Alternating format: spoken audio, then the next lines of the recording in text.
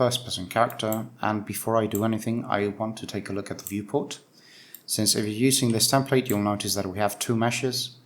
We have one that basically gives the shadow to the character. It's the basically third person mesh. This one will play animations correctly always, and then this first person mesh is the one you actually see. And as you can see, the shoulders and head are completely stable in this one. We can actually go into the mesh. We can go to the Anim class that it's using and find it here. And this is this one. I've done a few changes here. This we will not cover today, but we will be implementing this so that the control rig, meaning the system the game has so that the feet are always positioned correctly. I'll show you what I mean now. We'll have to touch up this so the animation plays properly. And then the first person mesh, if we actually go to the Anim class, you'll see that it says ABP FP copy. And as you can see, the control rig makes it so that the head and the shoulders are always stable. This is to prevent head wobbling when the character plays animations, and that way when the player actually plays in the first person, the camera is stable. However, if we click F8, you'll see that we have two meshes. The one that's doing the shadow is the third person mesh, and the one where we are seeing through is this one, where the head is completely stable. But as a result of this stability, you will see some deformation. So this is also something we will have to tackle in order for the animation to play correctly. And what I meant by the control rig is this. So if I were to put myself at a different level,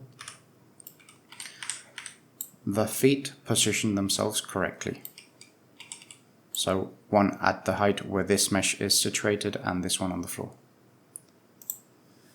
And that can sometimes interfere with animations that you might want to. Since I'm using the first person character, if I didn't have this,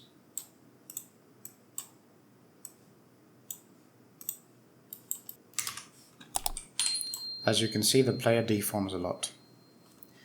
And this is because the control rig of our first person mesh is trying to keep the heads and shoulders steady while the animation is playing, so while the montage is playing, which can result in something really weird, like the thing you just saw. So what I did was go into my ABP FP copy, and you could get the parkour variable. By the way, to get variables from your first person character to your animation graphs, you need to go into the event graph, event bloop initialize animation, you need to cast to your first person character. So we get the owning actor, cast to first person character, get this variable, so promote this to a variable, and then on the event blueprint update animation, you can always search for these here, event, and you have all of these here. We're gonna get the first person character and we're gonna get the parkour variable, control alpha, and promote those two to our variables. That way we have them down here in our animation graph. And same thing goes for our unarmed. Here we're also gonna need the parkour variable, so we go to the event graph. Something I had to do here, if you go to your mesh, find the animation that it's using, and go back here, you'll see that they are casting to character, but not the specific first person character, so that's something you will have to change. You will have to cast to the first person character and then this variable, change it so it's BP first person character. And once that's done, then again on event blueprint update animation, all this came by default. The only thing that I added was this and this. This is for the hand OK. Again, don't worry about it. So we get from the character the parkour variable and we promote that to a variable, and that way we can find it right here. Back to our FP copy. So now that we have the variable parkour and this float, which I'll explain what it is later on, we can go to the Anim graph and say that the control rig, so if we actually break this and we say alpha 0, you'll see that the mesh returns back to normal. So this is no longer acting on this mesh. And if you actually go to the control rig, this is a bit more than I wanted to explain, but anyway, you'll see that this control rig basically transforms the spine, head, and upper arm and upper arm right, so that it's always stable. So that's what this control rig is doing in particular.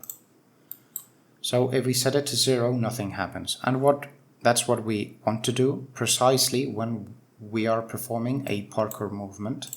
So something you could do is simply get the boolean and say 0 if this is true and 1 if it's not true, and simply plug it back in. And this goes back to 0 because the default value of this parkour is false. Now this works okay. The action is performed correctly. We also need to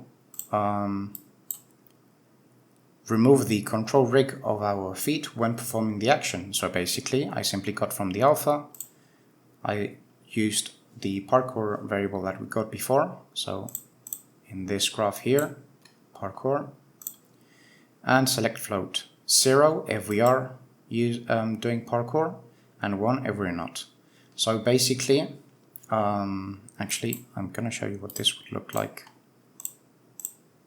so you can also see the difference. So if I hit, because the feet are still trying to perform the IK thing, it doesn't work properly. So make sure you do something like this, so that when we are performing a parkour movement, the control rig is not applied. And now if we do it again, the feet play properly.